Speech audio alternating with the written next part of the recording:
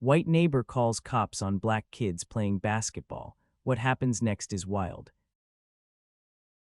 Jason's heart hammered against his as he heard the shrill blast of a whistle from the nearby police cruiser. The sun hung low in the late summer sky, bathing the concrete basketball court in a golden glow. But nothing felt warm or inviting about this moment. Something charged and electric coursed through the air, like a storm was about to break. Two officers stepped out of their vehicle, hands resting on their belts, posture rigid and intimidating.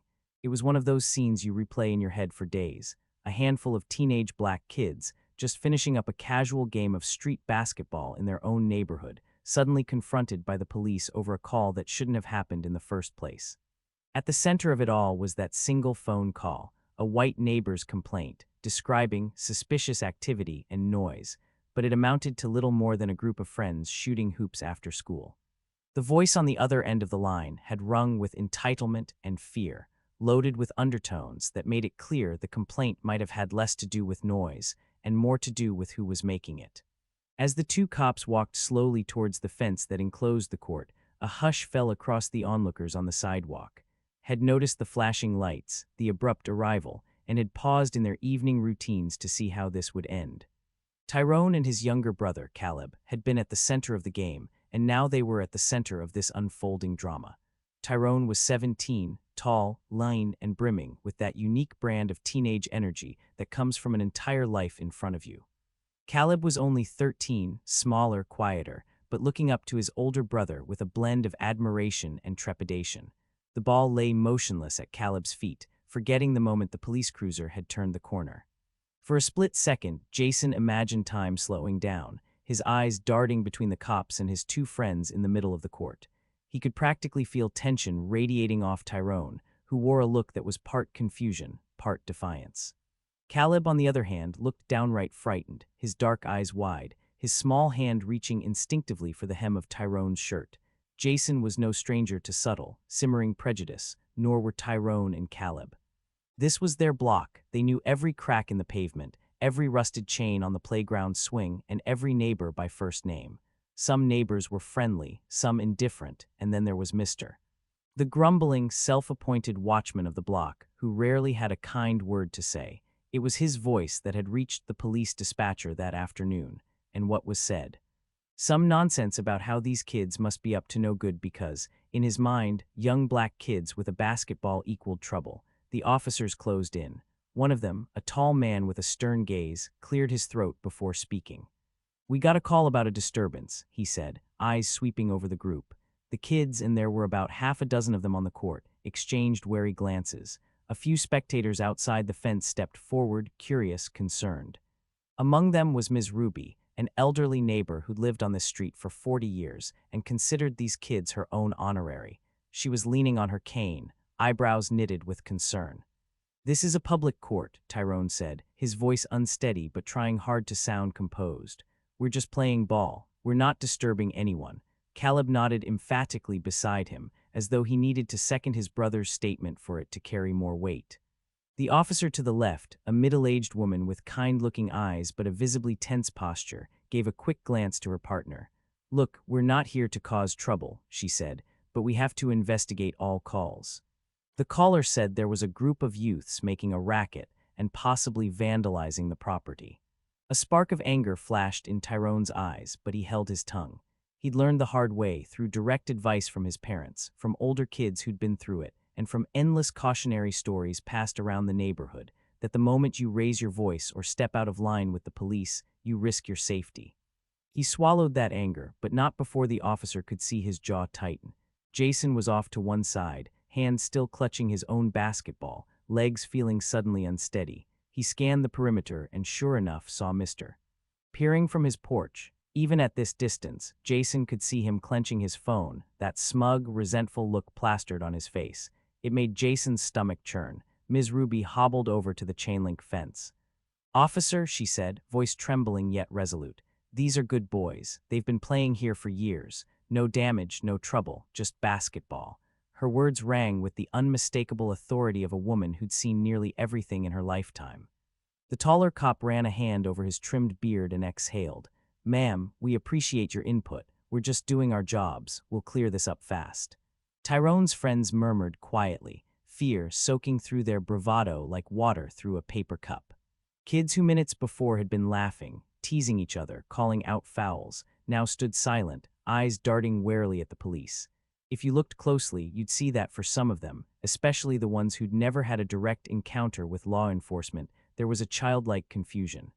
"Why us? Why now? Why don't you all just line up for a moment?" the female officer suggested gently, "so we can take down some basic information. Let's keep this peaceful." No one resisted. Resisting didn't feel like an option. They'd heard too many stories, some from only a few blocks over, about routine stops that escalated into tragedies. So they followed instructions, lining up in a row with their hands in plain sight. Tyrone stood near the front, placing a protective arm around Caleb. The officer pulled out a small notepad. "Names and addresses, please." This compliance felt strangely humiliating. They weren't criminals, but they were being treated as potential suspects. The kids recited their names in subdued voices. When it was Tyrone's turn, he introduced himself and then paused, as though uncertain whether he should volunteer any more details. The officers finished scribbling and looked at each other. The tension in the air didn't dissipate. It twisted and grew, fueled by the knowledge that they were all there because someone had decided to call the cops over something so trivial.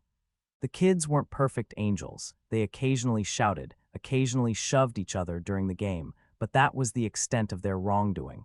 They were just teenagers being teenagers. As the officers conferred in hushed tones, Jason felt his heart pounding.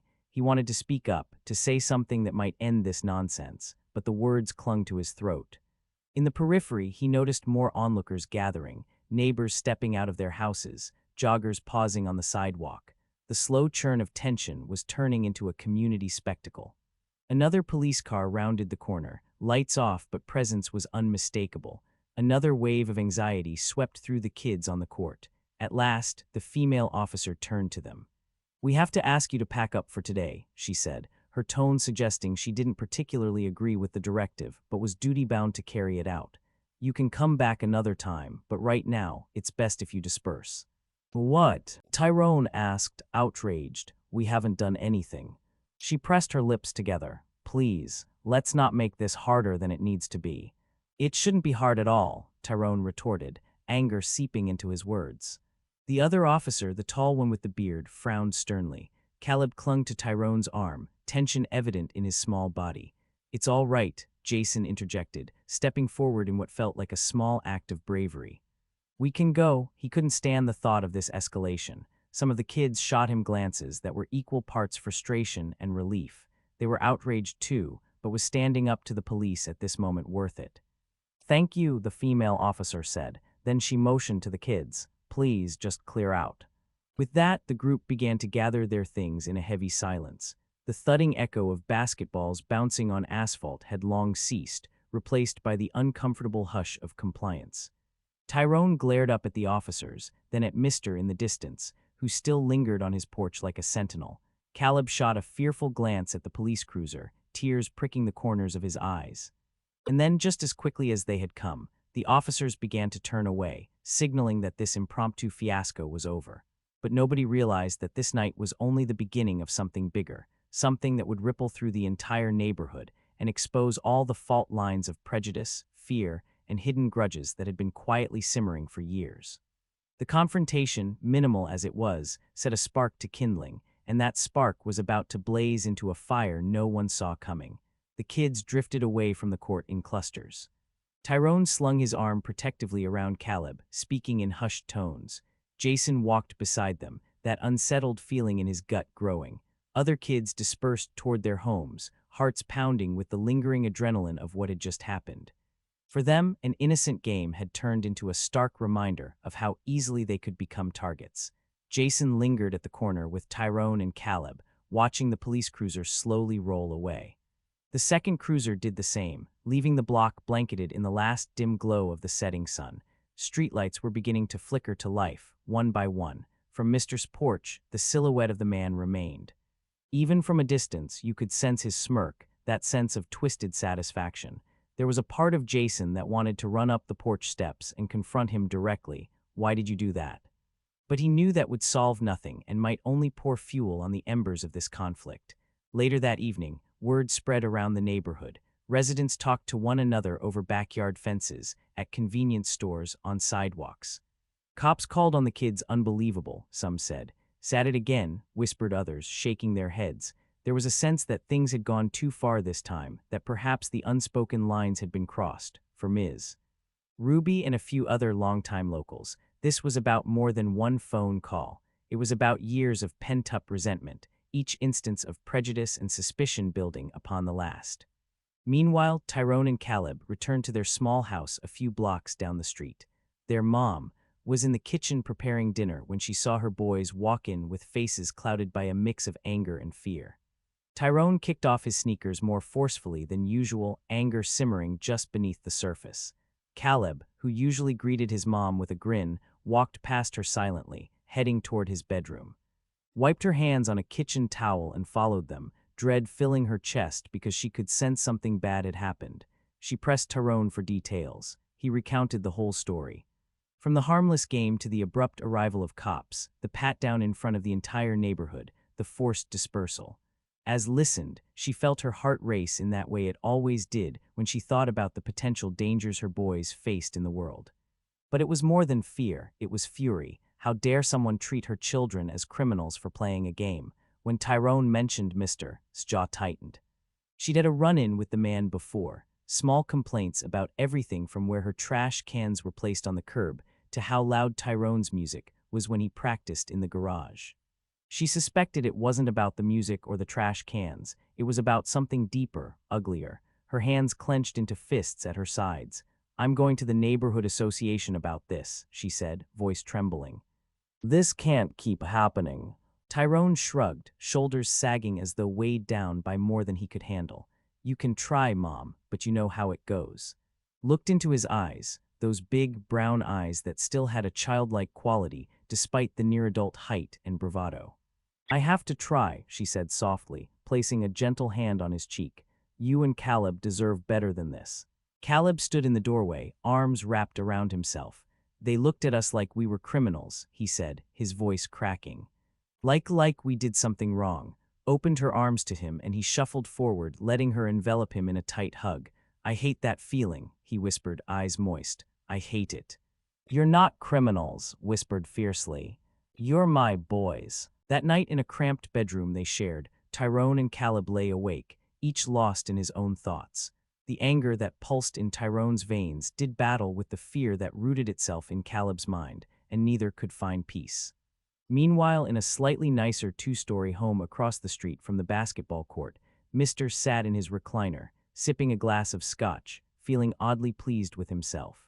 He'd always believed his neighborhood was going downhill, too many new families moving in, too many changes, and in his mind, it was up to him to keep it safe.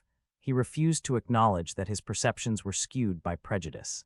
To him, he was just being a vigilant citizen. He turned on the local news, half hoping there might be a mention of teens causing trouble. When he found nothing, he huffed in annoyance. "Just doing my duty," he muttered, finishing his drink. Maybe next time the headlines would reflect the reality he believed in. For now, he could rest easier knowing he'd done something. The days that followed brought a tense atmosphere to the neighborhood. People whispered, exchanged worried glances, some neighbors feeling compelled to pick sides. Should they support the kids' right to play freely, or should they fear that the rowdy presence of teenagers might bring property values down? Racial dynamics simmered beneath every conversation, even when they weren't overtly mentioned. Wasted no time contacting members of the neighborhood association, drafting emails that spelled out the incident in detail. She cited the harm it caused, the emotional distress to her children, and asked the group to address the recurring calls coming from Mr. the president of the neighborhood association, a well-intentioned but often indecisive older man named Harold, received email and mulled over what to do. On one hand, he didn't want to stoke tensions. On the other, ignoring the problem would only fester. He decided to call an impromptu community meeting that weekend, hoping cooler heads would prevail. Little did he know this meeting would be the catalyst for an explosive confrontation that would rattle everyone's sense of civility. Word spread. A meeting at the community center, open to all, to discuss public safety concerns and racial tensions. That last part was added because Ms. Ruby insisted on acknowledging the elephant in the room. A few of the longtime residents who had seen the neighborhood change over the decades expressed cautious optimism. Maybe this meeting could bring about healing or at least an airing of grievances in a civilized manner. Others suspected it might devolve into a shouting match, especially if Mr. showed up. Jason heard about the meeting through Tyrone, who got the flyer from Ms. Ruby. The two friends sat on Jason's porch a day before the event, going through every scenario in their heads. Tyrone's anger had cooled into a determination to speak truth to power. Jason felt uneasy, uncertain whether the meeting would help or further complicate matters. The memory of that moment when the cops arrived on the court still made his skin crawl. "Are you going to speak up?" Jason asked, dribbling a worn basketball against the wooden porch floor just to occupy his restless hands. Tyrone nodded, staring at the ball with narrowed eyes. "I think I have to," he said. "Someone has to call out what happened, and Mr. will be there, right?" Jason bit his lip. Probably. He'll be acting like he's just concerned about safety. He mimicked stiff, formal tone. "You think he'll listen, though?" "Oh." Tyrone sighed. "I don't know if he'll listen, but he'll hear me say my piece." When the day of the meeting arrived, the community center's cramped hall was filled with people of all backgrounds, races, and ages. Some wore expressions of apprehension, others curiosity, and a few wore visible annoyance, clearly thinking this was all a waste of time. Mr. arrived with his wife, who seemed more hesitant, glancing around as though she expected hostility. Was there with Tyrone and Caleb at her side. Jason came with his parents, who had wanted to show solidarity. Harold, the association president, stood at a small lectern at the front of the room, clearing his throat repeatedly as the low hum of conversations settled into a nervous hush. Folding chairs were arranged in rows, every seat taken, with some people standing in the back. The fluorescent lights gave the room a harsh glow, making everyone's expressions appear sharper and more intense. "Thank you all for coming," Harold began, tugging at his shirt collar. "We're here to address some concerns that have arisen in our neighborhood regarding, certain incidents." A few uncomfortable coughs rippled through the crowd.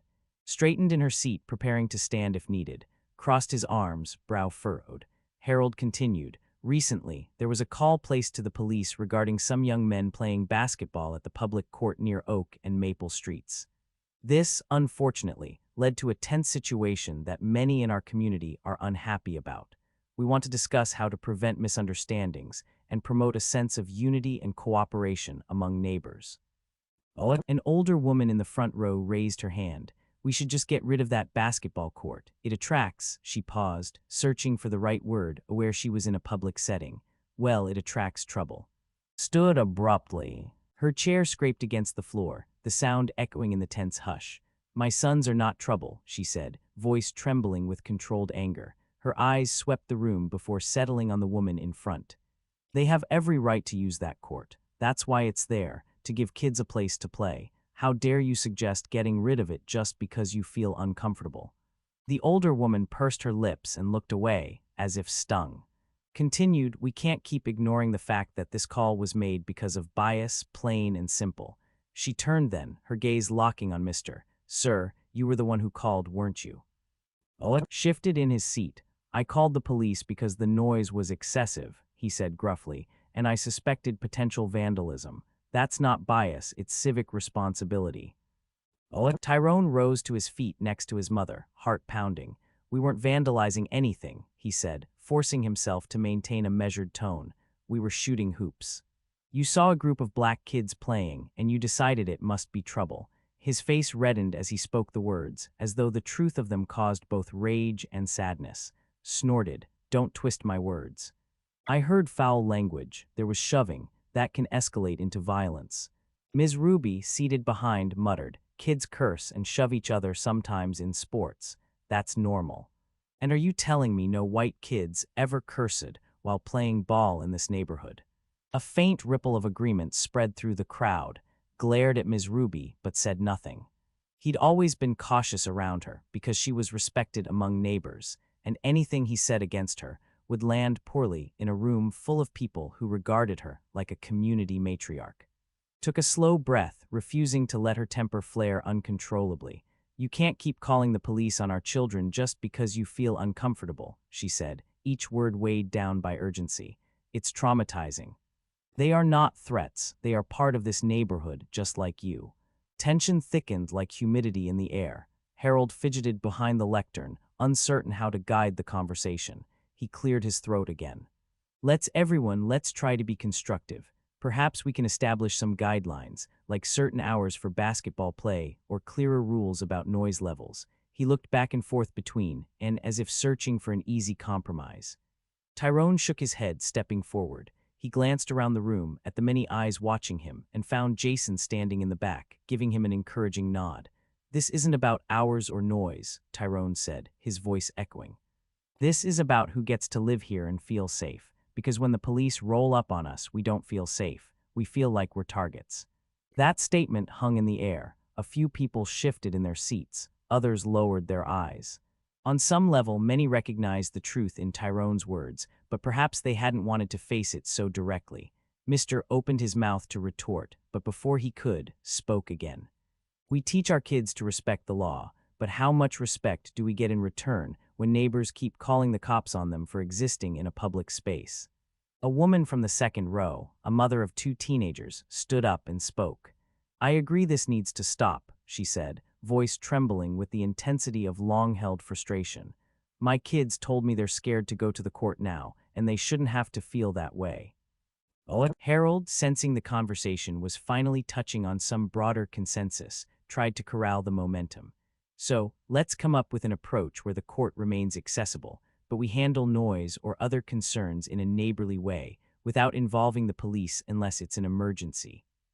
Mr. rolled his eyes. "Look, if you want a rule book for noise, that's fine, but don't accuse me of racism. I'm just trying to keep the block peaceful." His patience snapped. "Peaceful for whom? For you. Peace doesn't mean calling the police on innocent kids. It means looking out for each other, not labeling each other as criminals. You called them suspicious. What made them suspicious? Their skin color, their clothes. They were wearing basketball jerseys, for God's sake." Tyrone put a hand on his mother's arm as though to calm her. The entire room was silent now, the temperature of the discussion rising with each passing second. Finally, Ms. Ruby broke the silence. She tapped her cane on the floor, her voice resolute. "This is our community. We can't function if we don't see each other's humanity. Times are changing, and we can't hold on to old fears. We have to find a way forward, together." Said nothing, but the scowl on his face spoke volumes. Meanwhile, a handful of other neighbors began voicing support for Ms. Ruby, and Harold eventually ended the meeting with a promise that the neighborhood association would draft a formal proposal to ensure better communication between neighbors, discouraging the use of emergency services for non-emergency issues. But as people filed out of the community center, the tension lingered. Some, like in Ms. Ruby, were hopeful that at least a conversation had begun. Others, left with the sense that they were being unfairly targeted for just doing the right thing, or so he believed. Over the next couple of weeks, the uneasy peace that settled over the block felt like balancing on the edge of a cliff. The kids returned to the basketball court, more cautious than before, but determined not to be pushed out of their own space. Meanwhile, watched from his porch, seething silently. The mention of racism at the meeting had wounded his pride. He saw himself as a good citizen, not a racist. How dare they label him? Jason, Tyrone, and Caleb found themselves on the court one late afternoon, passing the ball around, lost in the steady rhythm of bouncing rubber and squeaking sneakers.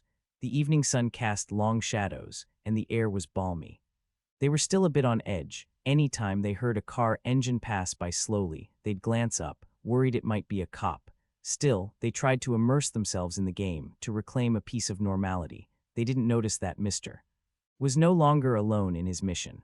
A small group of like-minded neighbors, those who believed the kids were causing trouble and that calls to the police were justified, had begun to circulate a petition to have the court closed down. It was a quietly insidious maneuver, passing from porch to porch among those who shared concerns. It wasn't until Ms. Ruby caught wind of it from a friend that the kids and their families learned they might lose their basketball court altogether. When the news broke, was furious. She confronted publicly, on the sidewalk outside his house, while a few neighbors tried to intervene. "You're trying to take away their court," she demanded, voice resonating with outrage. Remained calm, that smug grin returning to his face. "It's not their court. It belongs to the city, and if the city decides it's better to repurpose it or close it, that's within their rights." glowered. You're punishing these kids for no reason other than you dislike them.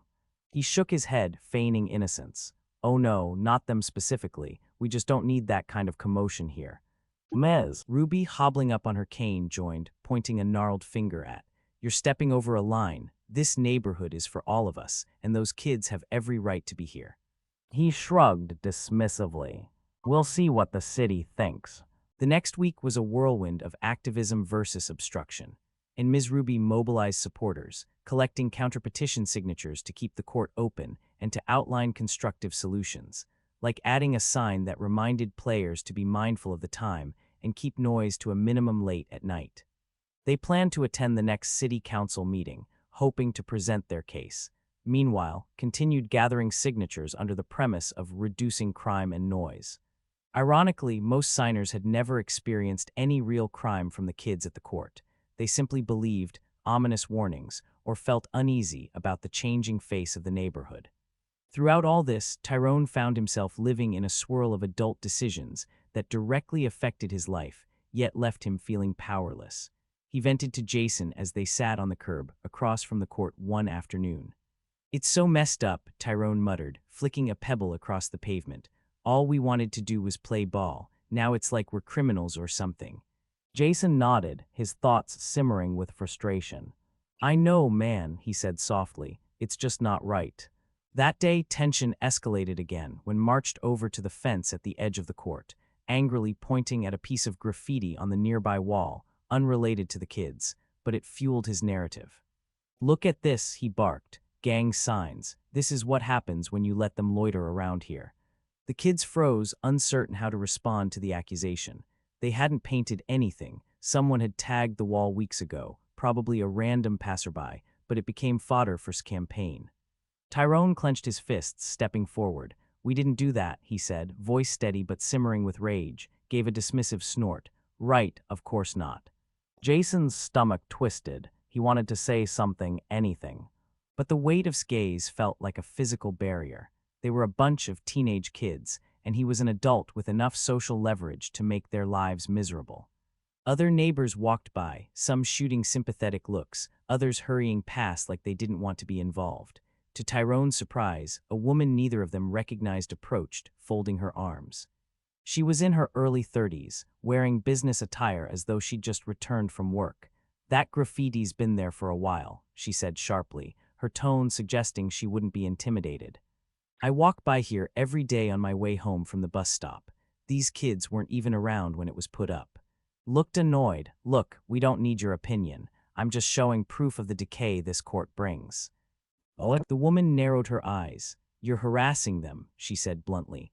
I have a daughter who plays soccer in the park across the street, and I would be furious if someone did this to her. The defiance in her words seemed to catch off guard. He scowled but didn't respond, turning on his heel to march back to his house. The kids exhaled in relief. Tyrone shot the woman a grateful look. Thank you, he said quietly. She waved a hand. You kids keep playing, she said. Don't let one grumpy old man chase you off. Her words lingered in the warm air like a promise of small kindnesses that can arise in unexpected places. That night, Tyrone and Caleb's father, who had been working long hours, finally got a full account of what had been happening, showed him the petitions, and explained the confrontation at the meeting. Was livid but also determined not to let his anger get the best of him. He'd seen enough in his life to know that rage without strategy leads nowhere. He gathered the family in the living room. Tyrone, Caleb, and even Jason, who was like an honorary member of the family, sitting around the worn coffee table littered with petitions and notes, took a deep breath. We need to show up at the city council meeting in numbers, he said, voice steady. We need as many voices as possible to defend that court. Nodded. Ms. Ruby's on board. A few of her friends are too. Jason glanced at Tyrone. My parents will come, he offered. They said they'd support you. Tyrone felt a flicker of hope. We gotta win this, he murmured. We will, said, locking eyes with his son. We fight for what's right. The night of the city council meeting arrived, and the small municipal building was packed. Chairs filled quickly, leaving people standing along the walls. Representatives sat at a long table at the front, each with a nameplate. The tension in the room was palpable. Half of the seats seemed to be filled by families of color, longtime residents who had come to stand up against the closure of the court. The other half were a mix of those who supported its cause, some openly prejudiced, others simply fearful or swayed by the idea that the court was troubled. At 7:00 p.m. sharp, the council president called the meeting to order, running through mundane agenda items, local budget concerns, a discussion about a proposed library renovation. Finally, the topic turned to the petition to close the basketball court. Stood and presented his case first, a formal sheet of paper in his hand. "We have 212 signatures," he announced, voice brimming with self-assuredness. "Neighbors are concerned about the noise, potential criminal activity, and the negative effect on property values." Murmurs spread through the room. Caleb glanced around, feeling a spike of fear. Over 200 signatures, that was a lot. He gripped Tyrone's hand under the table. Tyrone's jaw tightened. They both looked at their parents, who offered reassuring nods. Continued, "We believe the best solution is to repurpose the court area, maybe turn it into a quiet picnic space or garden, somewhere families can gather without the constant noise of bouncing balls." A smattering of applause broke out from supporters, though it was far from overwhelming. The council president cleared his throat. "Thank you, mister. Now, is there a counter-petition?" Stood papers in hand, and Ms. Ruby flanked her. She approached the lectern, face set with quiet determination. "We have over 300 signatures opposing this closure," she said. A small cheer erupted from her side of the room, quickly hushed by the council. "This court is a vital recreational space, especially for our youth. Closing it would send a message that they're not welcome, that their presence is a nuisance. This is not just about a basketball court, it's about how we, as a community, treat each other." She handed over the signatures. Ms. Ruby leaned in, speaking into the microphone. "I've lived in this neighborhood longer than most of you, and let me tell you, kids need places to be kids. They need outlets or they'll find worse ways to spend their time. The only trouble I see is fear, fueled by stereotypes." A ripple of agreement spread among supporters. Crossed his arms, lips set in a thin line. After Ms. Ruby finished, Tyrone found himself stepping up to the microphone, knees trembling but resolved firm. He could feel every eye in the room on him as he spoke. "I'm Tyrone," he began. "I'm 17. That court is where I learned to play ball with my friends, where I spend time after school, instead of being on the streets. If you close it, you're telling me and every kid who looks like me that our place in this neighborhood doesn't matter." His voice wavered slightly, but he pushed on. "I have a little brother, Caleb, who also plays. It's something positive in our lives. And yeah, sometimes we yell or curse when we play, but that's how sports go. We're not breaking laws, we're not vandalizing anything, and we sure as hell don't deserve to have the cops called on us for playing a game." Caleb nodded fervently from the front row, tears welling in his eyes as he watched his big brother speak. Tyrone's words hit the room like a thunderclap. Many people glanced down, some in guilt, others in reflection, stood stoically, refusing to yield any ground. But there was a noticeable shift in the atmosphere, as though the raw honesty of Tyrone's plea had penetrated more hearts than any formal argument could. A council member, a middle-aged black woman named, leaned toward the microphone. "Thank you, Tyrone," she said softly. She looked out at the crowd.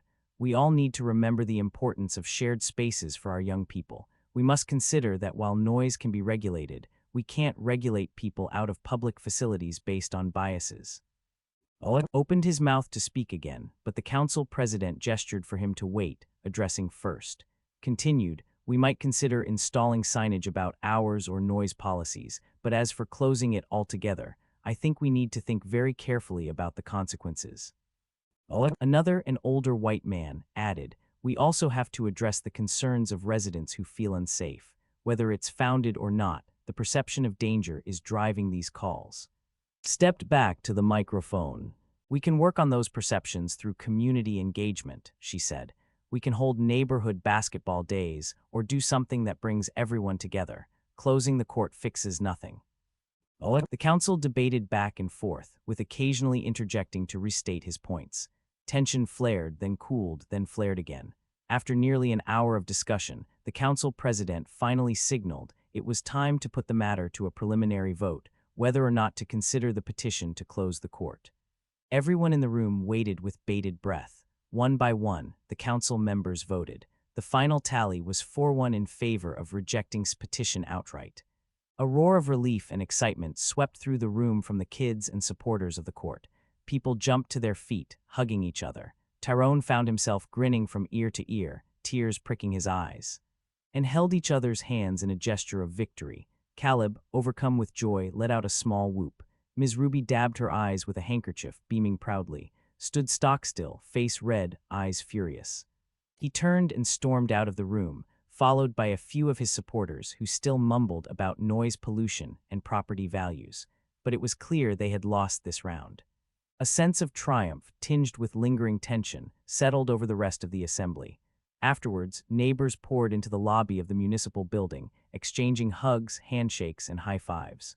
Local press, small-town journalists with cameras and notebooks, caught wind of the drama and started taking photos, interviewing residents about what had just happened. Tyrone and Caleb found themselves unexpectedly at the center of it, their voices suddenly validated in a way they hadn't imagined possible just a few weeks prior. But the story wasn't over. Anger rarely dissipates that easily, and rage was smoldering like embers waiting for a gust of wind. In the days that followed, he became more reclusive, glaring at the kids every time he stepped out of his house. A rumor spread that he was working with some external group to file a lawsuit against the city for lack of response to neighborhood safety concerns. While no official documents surfaced immediately, the rumor alone was enough to keep people on edge. Meanwhile, a bright note emerged when the council member who had defended the kids contacted and Ms. Ruby with an idea: a neighborhood basketball day. She suggested organizing an event where folks of all ages and backgrounds could gather at the court, share food, and play. The goal was to break down the walls of fear and misconception. If the neighborhood got to know each other beyond the surface, maybe next time a neighbor felt uneasy, they'd talk before calling the cops. And so, a month after the city council meeting, flyers appeared around the block announcing Community Hoop Day. A list of events was printed: a free throw contest, a 3-on-3 mini-tournament, and an all-ages casual game. Ruby volunteered at her famous homemade lemonade stand, and other neighbors promised to bring snacks. A local band offered to perform. Even the police precinct was invited to send an officer or two, this time as active participants, not enforcers. Tyrone and Caleb were ecstatic, as were Jason and their other friends. They had never imagined such a thing could happen, turning the very source of tension into a celebration. As the event neared, they practiced drills and taught Caleb some new moves. Word spread online too, with people from nearby neighborhoods promising to stop by. The day dawned bright and clear, the sky a brilliant blue. When Tyrone and Caleb arrived at the court, basketballs under their arms, a cheerful commotion was already. A banner reading Community Hoop Day was strung across the fence, tables with food and drinks lined the sidewalk, and a small portable sound system played upbeat music. Families from different backgrounds mingled, their children running around laughing. A small group of local police officers stood around, not in uniform but wearing casual attire. They had come at this invitation, determined to show the community they were there to support. The turnout was larger than anyone expected, and for a while, a sense of optimism thrived. Caleb ran from one free throw station to another, challenging kids he'd never met. Tyrone joined a friendly scrimmage, weaving around the court, sweat beading on his forehead, but a wide grin on his face. Jason called out encouragement from the sidelines, waiting his turn. Ms. Ruby sat at a folding chair near her lemonade stand, greeting everyone with a smile, helped at another table, handing out snacks. Chatted with a policeman about local sports teams, both men laughing at stories from their youth. It was exactly the kind of gathering that reminded everyone that communities could be more than lines drawn by fear. But of course not everyone was celebrating. A short distance away, stood with folded arms, his expression thunderous. He glared at the crowd, at the kids, at the music, as though every moment of joyous interaction was a personal affront. Beside him, a couple of loyal supporters looked equally displeased, though less eager to stir up trouble in a crowd this large. Noticed them and made a point to offer a cheerful wave. Didn't wave back. After a moment, approached him, a gentle smile on her face. "Mister," she said, "why don't you join in? We have refreshments, games, there's room for everyone." He scoffed, "This isn't my kind of event." Oleg refused to be deterred. "You might be surprised. It's just neighbors getting to know each other. You and your wife would be welcome. We even have a corner for older residents to sit and chat if you don't want to play. Oleg's wife eyed the festivities, her expression wavering between curiosity and the tension of standing next to her husband. She offered a small, polite smile to, but shook his head. "We'll pass," he muttered. Paused. "I'm sorry you feel that way," she said. "You're missing a chance to build bridges." With that, she turned and walked back to the main event, leaving, and his small group isolated in their resentment. A hush fell among them as the joyous sounds of dribbling basketballs, cheering, and laughter echoed from the court. Scowl deepened. The day wore on with friendly competition and unexpected moments of unity. A local policeman teamed up with a group of teenagers in a mini-tournament, and their synergy elicited cheers from spectators. A group of elderly neighbors took up seats along the fence, sipping lemonade and reminiscing about the neighborhood's past. A teenage girl sang an acoustic cover of a popular song, her voice carrying across the playground like a gentle breeze.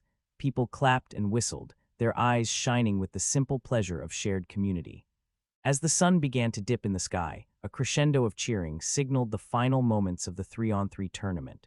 Tyrone, Jason, and another teen named Malik faced off against a spirited trio that included Caleb, who had insisted on playing with some older kids, and two of the officers. The match was close, the score going point for point. Sweat poured down Tyrone's face, but he felt exhilarated, alive. Each time he scored, the crowd roared with approval. Caleb played with a fierce determination that belied his age. When the final buzzer on someone's phone timer sounded, Tyrone's team pulled ahead by a single point. Applause and laughter erupted around them. Tyrone high-fived Caleb, who grinned ear to ear despite being on the opposing side. Jason panted heavily, laughing at Malik's celebratory dance. In that moment, the weight of the past few weeks lifted. No calls to the cops, no fear of being labeled criminals, just the pure joy of basketball. Afterwards, they all gathered for a short award presentation. Announced the winners, handing them a small trophy donated by a local business. As Tyrone held the modest trophy in his hands, he looked out over the crowd, this big, diverse group that had come together, and felt something shift in his heart. Pride, gratitude, maybe even optimism for the future. Suddenly, he spotted movement off to the side, was walking towards them, alone. Tyrone's muscles tensed reflexively, worried about another confrontation. The crowd fell silent as the older man approached, every eye turning to watch. Moved closer to her sons, protective instincts flaring. When reached the edge of the court, he stopped. There was a pause, a fraught moment of suspense. Finally, he cleared his throat, looking uncomfortable. "You play well," he said, voice gruff, eyes on Tyrone. "I saw the end of that game." Tyrone blinked, uncertain how to respond. Thanks." A long silence followed. His gaze flicked to Caleb, then to the trophy in Tyrone's hands. He swallowed. He seemed to grapple with his words, as though 1,000 arguments and resentments battled inside him. Finally, he muttered, "Guess I never realized how important this is to you kids."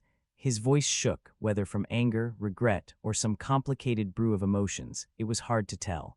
Watched, arms folded. She didn't trust this sudden overture, but she also didn't want to shut down any chance of reconciliation.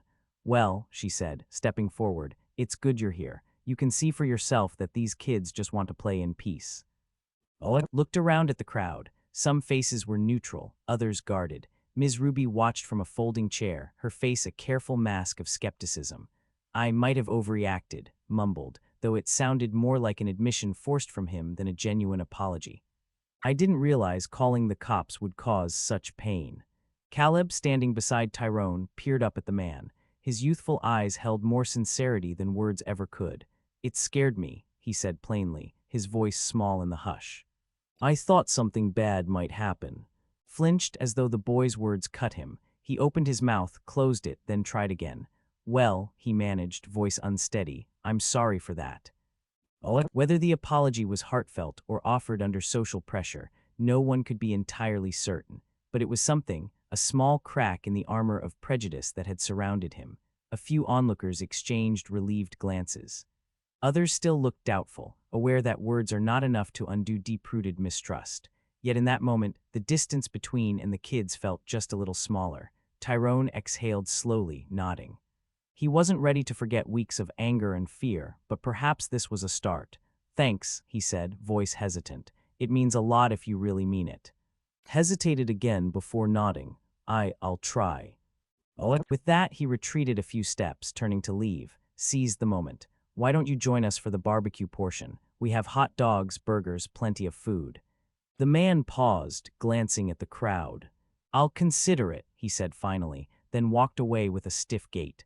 The gathering resumed its festivities, though everyone's eyes lingered on his figure as he disappeared around the corner.